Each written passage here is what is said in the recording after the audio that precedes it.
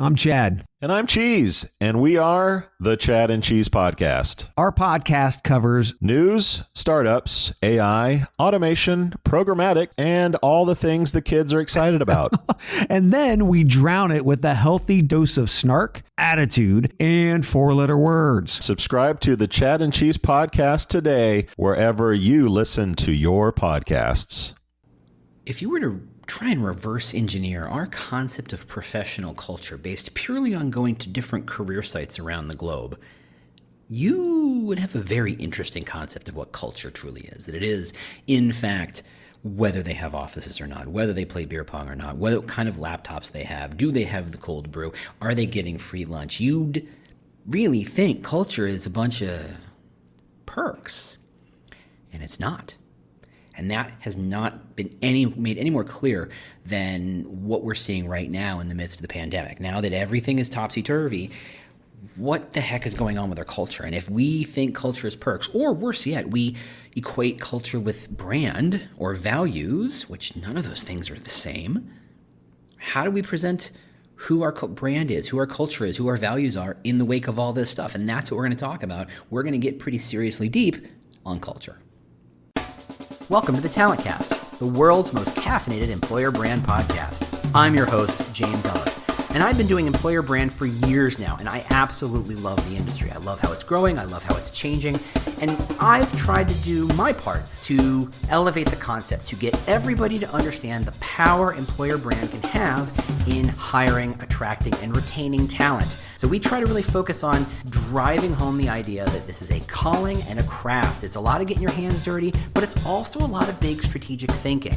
And that's where we kind of live, that kind of Venn diagram, the intersection between those, the big ideas, and the getting the details right. So we talk a lot about employer brand and how to do it right and how to think about it and how to look at your problems in a whole new way. Ready to rock? 1, 2, 3, let's go. Hey, how you doing? James Ellis, recording live from Chicago. Do me a favor and go sign up for my newsletter if you have not already. Go to employerbrand.news. It is a free, no-pitch, weekly, Monday morning, hey, here's what's going on in the world of employer branding. Stay sharp, stay smart, kind of keep up to date, super, super fast. That's really what it's all about. That's employerbrand.news. Otherwise, go ahead and grab 15 minutes. Get my office hours. Ask me anything. Ask me a question. Show me some work. Ask me my opinion. I don't know. What could be useful to you? Links in the show notes. Go grab that. Anyway. One last thing.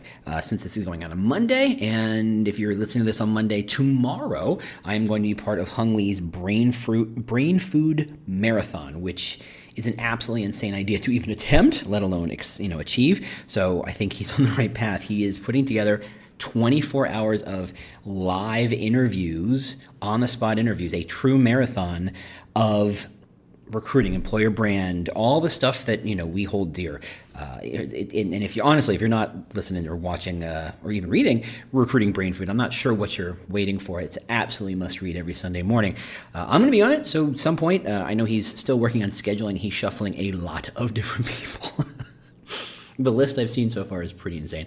But I'm on it, so honestly, don't listen to me. Go listen to all the other people who are going to be there. So, consider me your kind of a pause, kind of the sip of wine between meals, something separate, something to cleanse the palate. How about that? So go ahead and go to, I think it's brainfoodmarathon.com. I'll put the link in the show notes. So let's talk about culture. Right? We talk about culture wrong. And I know we've talked about culture as a concept on this podcast about 2 years ago, maybe a little less then, but it bears revisiting. It really, I'm going to start off with definitions. And I think that's, I don't understand why we hate starting with definitions, except when it's so obvious what the thing is. I'm going to define football. Well, I guess in the case of British versus American, there's a valid need to define that, but really we all know what football is, and let's just go forward. People think they know what employer brand is, people think they know what strategy is, but people think they know what culture is, and 9 times out of 10, maybe not they're wrong, but they certainly aren't completely correct, and you have to be careful. And if everybody shows up with very different interpretations of the definition of what culture means, and you start talking about culture, we're not going to get anywhere very fast. In fact, we're going to get exactly nowhere, let alone maybe even take a step or two back as we get angry at each other because we simply refuse to listen, because we did not define stuff. So Allow me to define stuff so that when you understand when I talk about this stuff, this is what I mean by culture. Because culture is a far longer list of what it isn't than what it is. So, culture is what happens when you put more than two people in a room together. Now, a lot of quibble that now these days, putting anything in a room like that is tough to do. I just simply mean a virtual room, a space, an interaction space, whether that's physical or virtual, doesn't matter. It is what happens when you put two or more than two people in a space and expect them to interact, right? If this was three people in solitary confinement, there's no culture really. There's culture is mandated on them, culture is thrown at them, but really there's not much culture per se. There's no interaction between them. Culture is not, as we suggested at the beginning of this, perks. It's not the foosball table. It's not the cold brew. It's not the beer. It's not the free lunches and the free stuff and the swag and all the cool stuff you get. If culture is not perks. What you can do is use a perk to suggest a culture, to encourage an outcome you like, but culture and perks are not the same. Also, culture is not what leadership tells you it is. You cannot dictate a culture. Trust me, there are many. In fact, most CEOs will tell you the first thing they tried to do when they entered a company is to try, especially in a company that's having problems, is to change the culture. And most of the times they don't do that, if they're honest with themselves. They talk a good game, they announce a couple of new policies, a couple of new changes, and they hope that changes the culture. But most of the times it does not. And that is sad and painful. And you think about how much you paid those people to fix something, and the one thing they started by fixing, they couldn't even do that, right? Yikes. But to be fair, culture is complicated. It is very messy. It is very hard. I mean, frankly, we still are quibbling over my definition, and, there's lots of other definitions we could be quibbling over. It's hard to define. It's hard to understand. It's hard to grasp. And if you can't grab it, if you can't grasp it, if you can't figure it out, how do you change it? And that's what we're going to talk about a bit today. Because as we understand what culture is and isn't, as we get better at it, there are plenty of articles from the Harvard Business Review types who talk a good game about how to, what culture is and what culture isn't. Again, they don't do a great job defining it. And for the most part, they frame it in order to make a point. It's not so much about here's how to help you. It's about how do I make a point so I can get my article on Harvard Business Review or Strategy in Business or any number of other places that there's some level of prestige by saying I was published there. They're just there to score the point. And I hate that crap. I hate the point scoring mentality of this stuff. Look, if it's right or wrong, it can be useful, but don't show up, build a straw man argument, knock the straw man over and say, congratulations, I explained or debunked something. It's like, no. If you describe your culture as the foosball table, then yeah, you're going to get debunked left, right, and center, because that's a stupid definition. If you think about culture and you talk about culture as, and here's a good example, the thing that makes a decision when no one makes a decision. Let me break that up a little bit. So let's say your company decides you are going to be very, very, very heavily committed to D&I.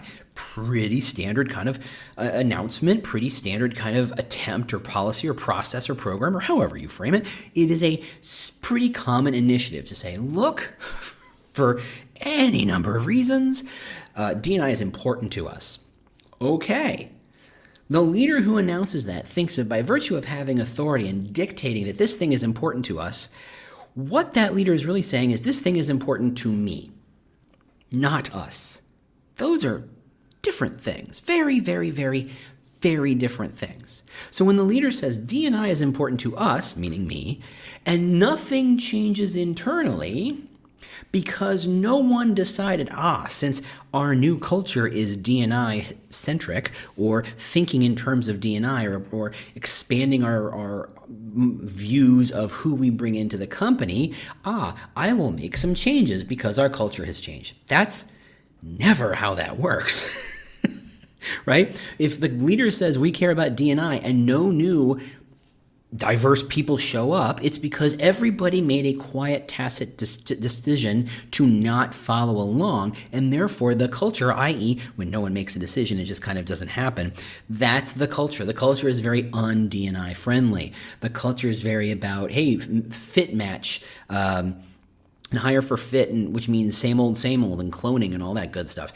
It's not changing the culture. If the leadership says we are going to be far more collaborative, and I have just invested in this massively expensive collaboration tool that's virtual, you can use it anywhere, and I expect everyone to use it. And in fact, I will be measuring who uses it and when they use it and how often they use it. And I have some expectations of how people will use it. Will introducing a tool make people more collaborative? For like a hot minute, and then maybe not, right? The right tool with the right push behind it, with the right reasons why, if you are solving the right problem with the right solution, yes, you can get some adoption. Does that make people more collaborative? Does it? Just because I'm forced to use that tool doesn't mean I like it. It just means, okay, this is the new normal, I'm going to use it. And let's be fair, most people use these tools, we bend them like crazy to suit what we were going to do anyway, right? When your company moves from email to something more chat and Slack based, people think, amazing productivity bumps. And you're like, no, I'm just going to repurpose email into this thing, and it's going to solve things for a bit, but really I'm back to where I was. All my problems of too much information. Where do I, I'm getting overrun with pings and overrun with, whatever. It didn't change anything. The culture of the company of saying, look, we should respect each other's boundaries and only ping people when we need them, and not to do a lot of cover your ass. And hey, I'm going to copy everybody and their dog and the handyman who showed up one day just because I happen to have their email. I'm going to copy them on the email too, just in case, right? That's a culture.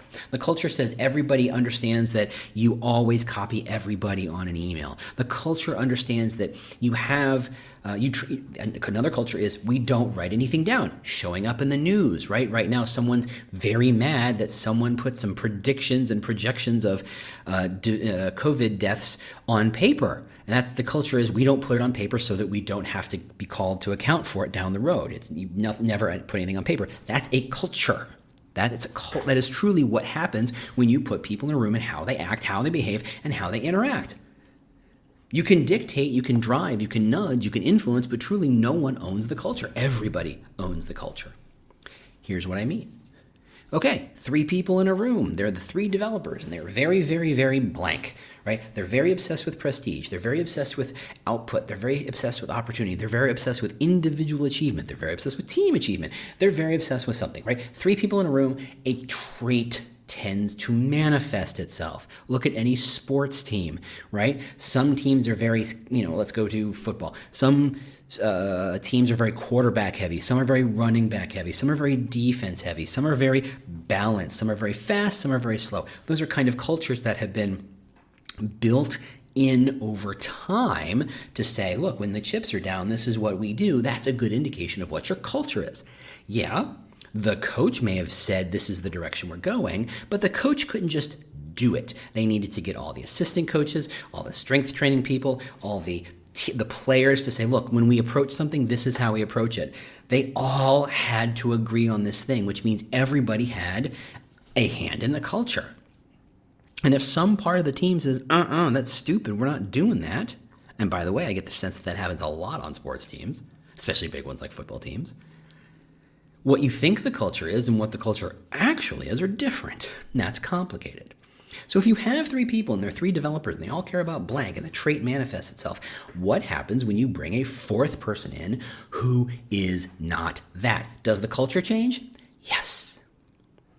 That's simply put. You put more people in a room, the culture change. Anybody who's ever dated anybody knows this. Anybody who's ever said, I am this thing, and the second you meet and start to date and have the emotions for someone else who is not exactly like that, you change. That's natural, right? In order to work together, in order to do our things together, we shift and we adopt and we adapt. Every new person you bring into a company changes the culture. Slightly less than the person before because there's more people, right? There's a level of inertia in the culture, but every time you add a person, the culture changes. Every time someone leaves, the culture changes. You're now subtracting an element that used to be there. Which is really interesting because when you think about culture, we have this sense that it's very monolithic. Let's take Facebook because I like kicking around Facebook, but it's really easy, but we all know it. And we all know Facebook's culture is very Move fast and break things. Here's a great example of a culture instilled at the very, very, very, very, very, very, very beginning of the company. Just go watch The Social Network. It's all right there. By the way, amazing movie. It's on Netflix. Go watch it. Watch it many times. I know I have. This idea of move fast and break things was just natural to who he was. It wasn't necessarily a credo. It wasn't necessarily a mission statement. It wasn't even necessarily a culture document that Mark decided to write down and say, this is who we are. He simply was that guy. He simply attracted other people who were very similar to that, who were, for the most part, guys for a while, but what have you. There you go. They were all about the move fast and break things. And every time they added more people, what happened was someone was attracted to this idea of move fast and break things and showed up and therefore reinforced this idea of move fast and break things. If they hire someone who is not all that in love with move fast and break things, but is incredibly talented, and the company said, we need to hire them and bring them in, are they changing the culture? A tiny bit. A tiny bit, but if you have 10,000 employees all focused on move fast and break things, the one person who doesn't goes, yeah, maybe I need to learn how to do that. There is flexibility, finds a middle, it finds an average. But that also means that over time, the culture evolves, it changes, it shifts, it grows as people move in, as people move out, as the business objectives change, as the physical environment changes, culture changes. So when we say company X has a culture of Y, what we really mean to say is today, and mostly in the very recent past, company X has had a culture of Y. And as more people show up and as more people leave, that culture can evolve and shift.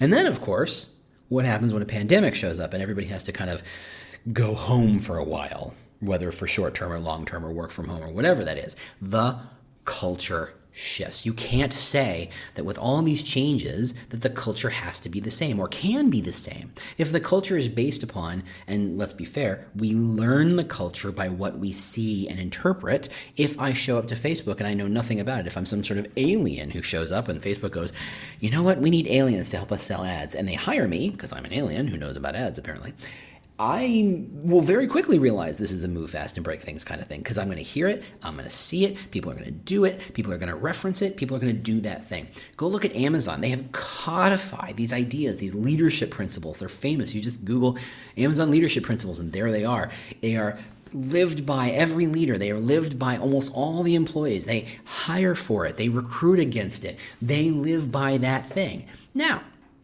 those things didn't come from space. They were something that emerged from how Jeff and his team originally kind of grew, right? You know, you hear the stories about any meeting that you can't be fed by 2 pizzas, they need more than 2 pizzas to feed is too big a meeting, right? These kind of rules of thumb were slowly over time codified. Now what happens is that codification tends to attract more of the same, right? If they're recruiting against it, if they're hiring against it, therefore they're reinforcing it. That is an intentionality.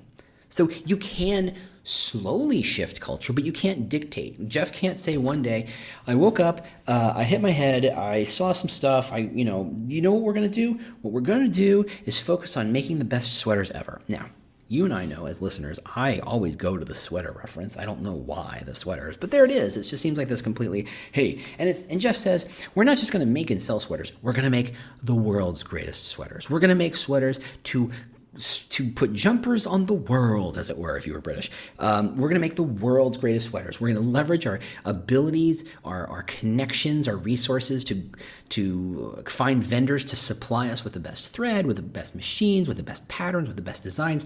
We're going to rethink what a sweater is. We're going to make it denser and heavier and stronger and warmer, but still be thinner. And we're going to make the greatest sweater ever, right? Jeff Bezos goes all in on sweaters.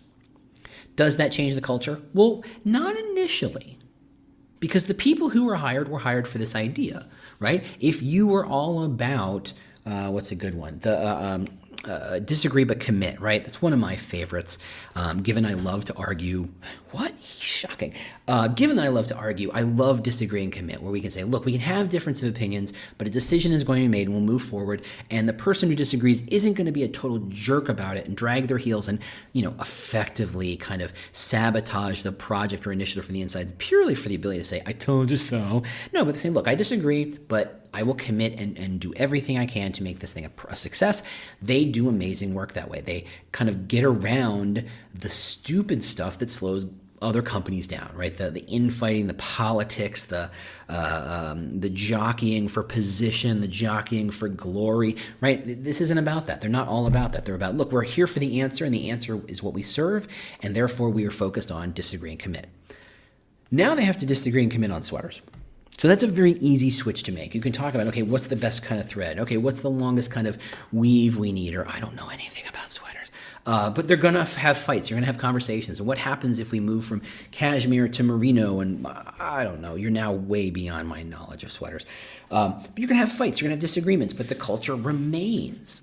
Now, let's say instead of saying we want sweaters, Jeff says, okay, everybody, you have to work from home. How much of that culture can remain? Now, in Jeff's case, because of Amazon's deeply embedded and codified culture, a lot of it will stay the same. You can still disagree and commit remotely. That's fine. But there might be some things that don't quite translate as well. Or, and this is where things get very complicated, you hire someone and you say, here's our leadership principles, but the new hire doesn't realize how much everybody really believes these things. And they might go, yeah, that's the poster on the wall. Got it. I'm going to do it my way. That person's in trouble. And in fact, Amazon may realize or may be exposed to new ideas that defy these leadership principles. And at some point, they may say, hey, hang on a minute. We might have missed one, or we might have been off base on one of these, or maybe we need to reframe some of these so that they apply certain cases, but there's an opportunity in this other new leadership principle that this other person has injected into us, right? There are changes, there's opportunities. Culture shifts, and it's impossible to put your hands on it and say, this is what it is, because you can say, this is what it is today, and only if you've really reinforced it. And I'm going to be honest with you. The reason why I'm able to reference Amazon leadership principles is because they're pretty famous for it, and I can't think of many other companies who are that good at it. Every company says they have principles. I have been in, over the years, I've seen companies say they have principles. I've been to interviews where someone put a little, one of those plexiglass cards on the table and slotted their values or, principles in it in the hopes that it will, reinforce it, but everybody ignores it. No one pays attention to it or whatever. I've seen people kind of think they're doing it and just absolutely not. And that's always the fun part about some of those companies that are just really good at certain things. They're really good at establishing those principles and reinforcing it and living them every single day and committing to them, even though it hurts sometimes, even though they may decide, I'd love to hire you, but you're not great on the principles, and therefore long-term, you're not going to be a great fit for how we do things, and therefore I'm going to have to not hire you. And that may be a short-term pain, but it's a long-term success. Very few companies have the guts to kind of make those kinds of calls. Amazon does. A couple of other do, but there's an example. So what happens when you do have to work from home? What happens when this kind of black swan event shows up and kind of tilts the table over and says, okay, everybody, now you have to take your laptops and go home? How does culture fare? Well, again, if you're going back to, there's a really interesting article, I think in The Verge, about how if your culture is all about perks, and you think about the Valley, and one thing that is true about the Bay Area and the tech culture in the Bay Area is that they all think lunch comes with work. They all think if I take a job, lunch is free. Someone will provide me lunch. Now, is that Google's fault? Is that Facebook's fault? I don't know whose fault that is. I don't know who started that and made that a thing, but it is absolutely a thing. And having once worked for a company that had an office in the Valley, and it was the only office that offered free lunch, and the rest of the company looked at it and went, why did they get free lunch and we get jack? And it was because, well, that's the culture of the Bay Area. There's that word again. And what happens is you have thousands and thousands, if not hundreds of thousands of developers, project managers, and product managers, and admins, and all sorts of people who fill the cubicles and offices of your standard mega coding house, right? All of them now have to go home. And what happens on the first day of lockdown at about 11:30 when they all open Grubhub or Seamless or Uber Eats or DoorDash or whatever the hell you're using for, hey, bring me lunch? Because, by the way, Facebook said, hey, we're going to cover your perks while you're at home. Facebook, who has tens of thousands of employees in the Valley, sent them all home, and they all opened DoorDash and Uber Eats and all these other apps pretty much at the same time looking for lunch. Like every restaurant in that valley went, what the hell just happened? Think how insane that is. And it's not just Facebook. A lot of these companies, even the ones that didn't say we will cover the cost of lunch, they had people who are just like, I'm hungry and I don't have any food at my house. So I guess I'm just going to go to DoorDash or go to Uber Eats or go to wherever. I'm just going to go do the Grubhub thing. They got overwhelmed that first week. And that's one of the interesting things about the pandemic is how it's shifting our resources from a workspace to a home as workspace. And suddenly, one of the reasons why our toilet paper is a problem is because we're using twice as much toilet paper at home and no toilet paper from the commercial side, and that's skewing up supply lines left, right, and center. Yeah, there's a little bit of hoarding going on, but the way the supply lines are structured says there's a expected amount of toilet paper being used at home, and suddenly one day we all went, nope, we don't buy commercial anymore because we all have to work. We have to work at home, and therefore we're going to the bathroom at home, and therefore we need home bathroom toilet paper, which almost doubles the demand for it, and without any change or of supply. And let's be fair, those supply lines are very inflexible, so it's very hard to meet new demand. Thus, shortages. Right? The whole world kind of went upside down. How does your culture react to it? Again, if it's all about perks, your culture just went out the window. Everything you think you know about your culture just went away. Your culture is all about beer Fridays. Everybody's going to get their own beer. Sorry. Everybody's just going to have to fend for themselves. Your culture is collaboration, but your idea of collaboration was showing up in office and hang out for 2 hours with a big whiteboard and big markers and figuring out, well, that went away. Yeah, you can collaborate virtually, but it's a very different process. It is the difference between dancing and reading about dancing, right? It is very, very difficult to do strong collaboration virtually. And yeah, I know, there are plenty of tools that say they do it, and I'm not a big believer in tools as a supplier of strategy, as a supplier of skill. Tools are only as good as the people who use them. Sorry, it's true. The hammer does not make the carpenter. I'm just going to say that. Just putting that out there. I believe that wholeheartedly. Anyway, so if your culture is perks, you pretty much just had a blank sheet of paper handed to you and say, you have to reinvent your culture. And of course, what is it based on? If the idea is 3 people in a room and there's no more room, yikes, what do you do? What do you do? But if your culture is truly deeper than that, and I don't mean values, but I mean about the how. And I think that's where that's where we have to truly understand what a culture is. You do things, right? Facebook makes code, they make ads, they build a platform, they support the platform, they give away your data, they do things. How they do things is what their culture's about. How they do it, they move fast and break things. And that means occasionally giving away way too much data to people who are going to abuse it. And a couple years later, we decide that that's wrong. That's just their culture. We're going to move fast and break things. I don't think that anybody on Facebook was nefarious in the Cambridge Analytics and said, I'm going to screw with the elections. I can't wait. What they said was, cool, more ad sales. Done. Right? Their incentive to give that data away. Their culture says, don't worry about things like, well, are we allowed to give that data away? Do we have rules that say it's okay? If it's move fast and break things, one of the things you might break is the law. Oops. That's just the culture of one company. What if your culture is very much about we support each other, we help each other, we work as a team, right? And I've seen those cultures, and they're very, very few and far between in terms of doing really, really well. I know a lot of companies say they do it really well. They don't. It's just that there's really poor yardsticks for doing that well. But when you do it well, it's amazing. But now, here we're trying to support each other, but now we're at home. Now, if I can see that someone's having problems out of the corner of my eye because we're in a big open space, no longer is an open space. I have to wait for that person to raise their hand or show up on Teams or Slack and say, hey, I'm having a problem. I need help. And let's be fair, one of the hardest things to do is to ask for help, especially in a digital format where you have to know that shit's being recorded.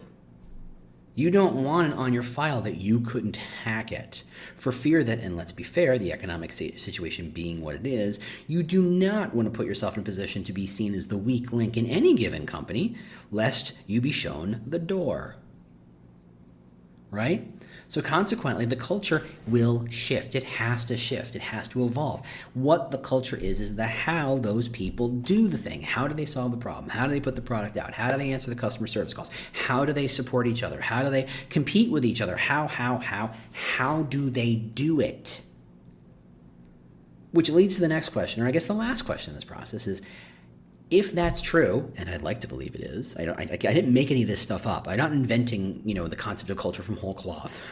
I'm stealing liberally from any number of people and ideas, right? Please, no one is as tall as someone standing on the shoulders of giants. Trust me, we are all standing on the shoulders of everybody from Aristotle to Seth Godin. I get that. So this ain't me. I didn't invent this.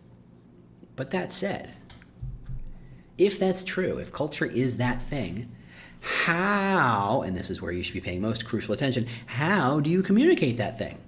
I think I've made this joke before, and it's not really a joke so much, it is a hilarious thing that is 100% true. When I was doing an audit for a company about a year ago, a little more than a year ago, I was doing a competitive audit, and they had listed companies in their sector and in their geographic space that say, these are our competitors, and we want to understand what their employer brand positioning and strength is. And I went and evaluated one of these companies, and I will not say who it is.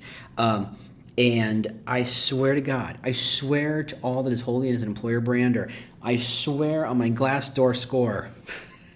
I'm trying to think of what's the Bible version of what's the Bible to employer brand, right? What is the thing that is holy? I don't know. And it's not Glassdoor scores. I'm kidding, folks. I swear you could distill their employer brand to, we're a startup and we have cold brew. I swear, I kept looking for more. I goes, look, we're a startup. Oh, and there's cold brew. You're like, oh my God, here's a video of them winning Startup of the Award and going back and drinking cold brew. It's like, what? How is this a thing? And that's, hey, that's what it is. When you don't understand what employer brand is, you just say that's our employer brand. It's like, no, that's called a perk. That's called a legal description of a perk, and actually not even a legal description. Being a startup, anybody can be considered a startup. Whatever. So how do you describe and showcase and try to illustrate when it comes to culture to a candidate, right? That's what we should be focused on. If we understand our culture, and that's a big if, let's be fair. If we understand our culture, how do we say it to someone? How do we tell a complete stranger, our culture is all about blank, without one, sounding like complete and total bullshit used car salesman artists, or two, saying something meaningful. And that is where we go back, way back, to the secret weapon of just telling a good story. And I don't mean once upon a time there was a fish named Nemo, and his father was overprotective, and one day he got sucked into blah, and his father had to chase him. You've seen the Pixar model of a template for how to write a story. Great model. Lots of different ways to tell a story. When I say telling a story about your culture, I mean giving me an example. And I know I've talked about this idea of examples as not just showing where to plant the flag, but also showing how far the edges are. That's super useful. I want to kind of revisit this for one more moment because I think it's crucial. I think it takes a while for most people to go, I get that.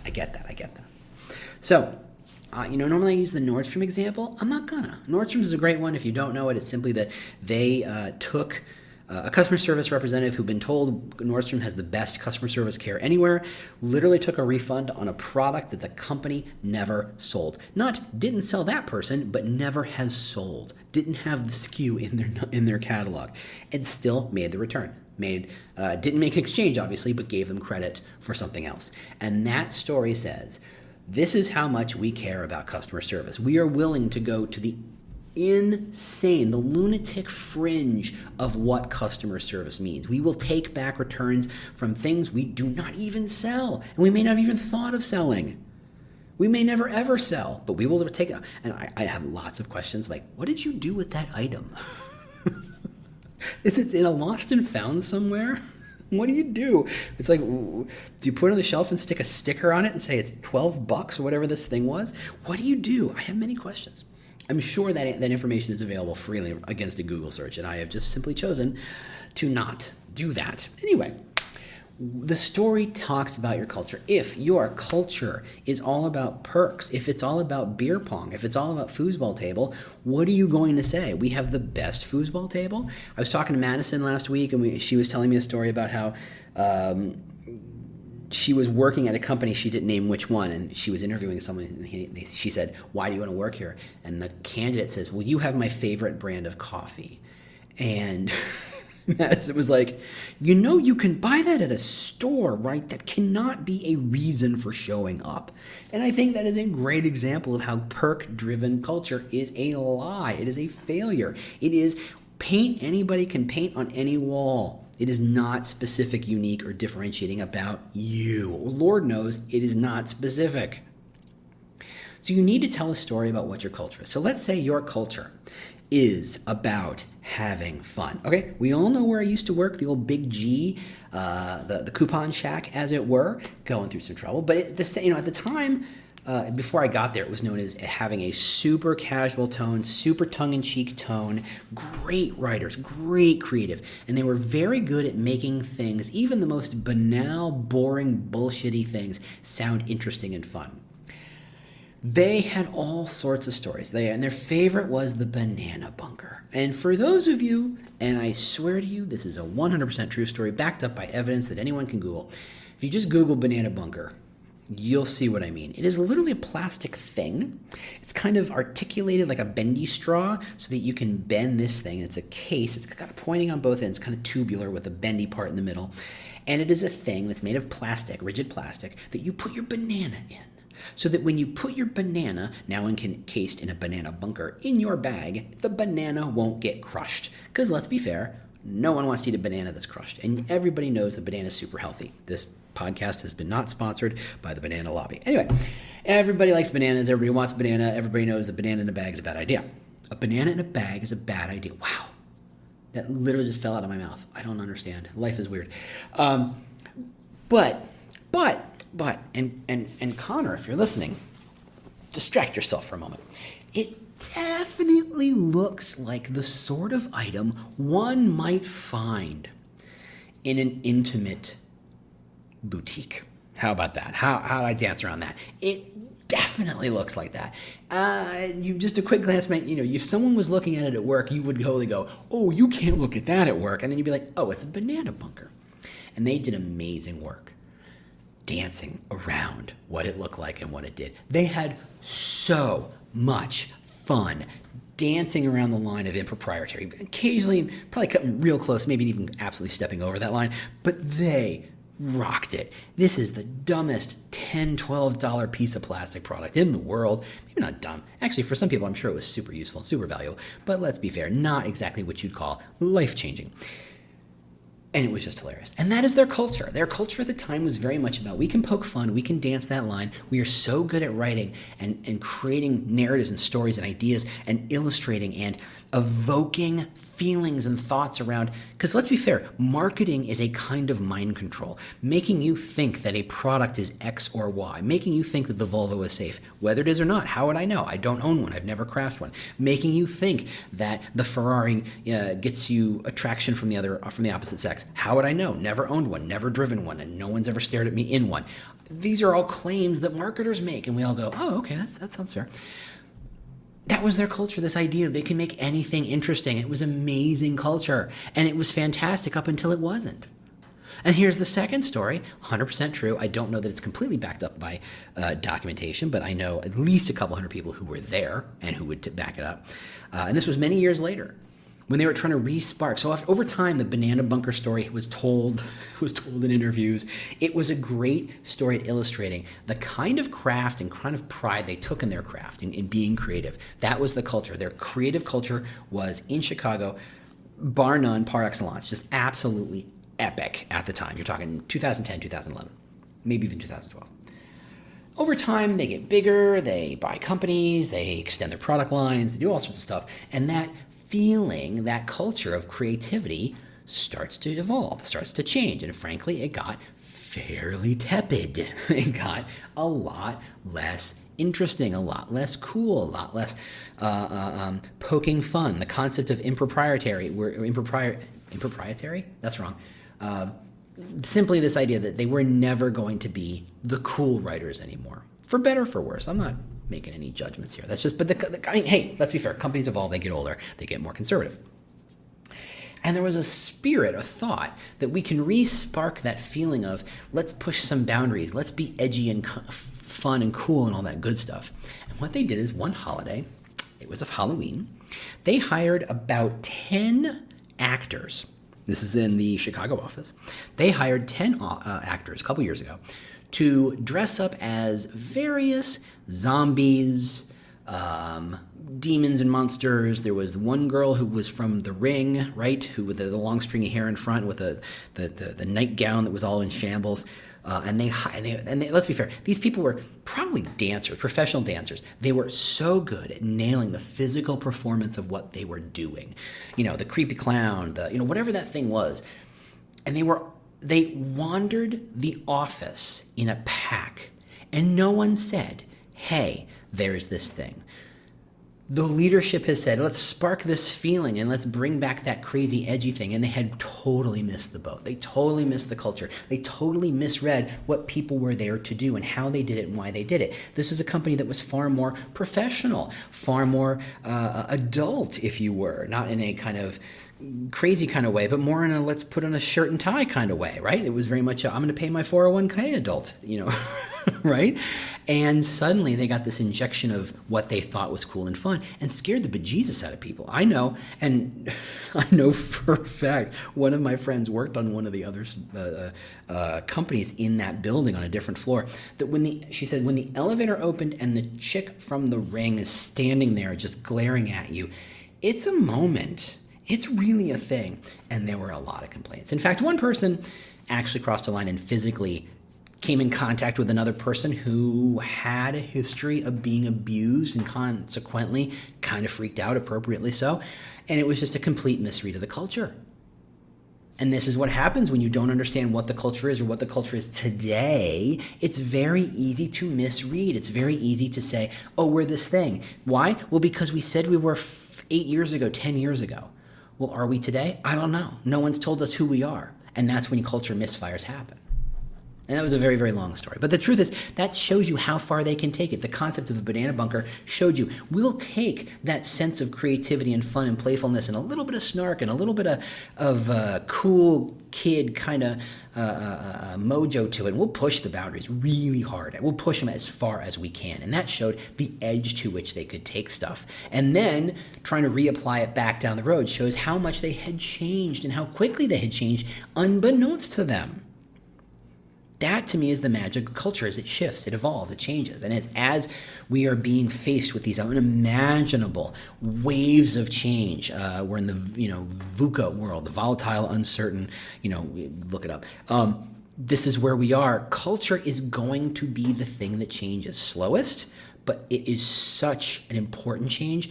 It is going to be a thing that will bite you in the rumpus because it changes behind you and you don't realize it. Here you are, taking the culture from a year ago and still trying to find new ways of projecting it, not realizing the culture has changed. When everybody is suddenly freaked out that their job might not be there next week, when everybody's going crazy because their kid's making them nuts and they're cooped up and getting stir crazy, yes, they're still working. Yes, they're still doing the thing they're supposed to do, but the way they do it has changed, thus changing the culture. You have to take that into account. And if you try to reapply what used to work to what now is, you're screwed. You are going to miss the boat completely and have a bad day. All right, there's a lot of talk about culture. I do enjoy talking about it, so hopefully you got something out of that. As per always, thank you so much for listening. Thank you, as always, for sharing. I appreciate that. Just let me know if there's anything you want me to talk about. I'd love to hear about it. I'm all ears. Thanks so much for listening. I'll talk to you next week. This has been an episode of The Talent Cast, part of the Evergreen Podcast Network.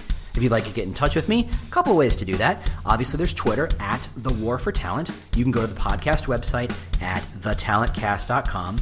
If you'd like to stay up to date on the news of this industry and what's going on, just go to employerbrand.news and sign up for the email newsletter with lots of news and links to other places. If you just want to connect with me on LinkedIn and just say hello or let's just talk, that's linkedin.com/in/thewarfortalent, or I bet if you just search for James Ellis, I pop up pretty quick.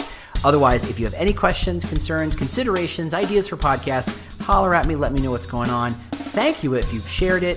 Please share if you haven't. Rate us, review us. I love all that stuff. It really does help kind of keep the message going and get the message out there. Thanks again, and we'll see you next week.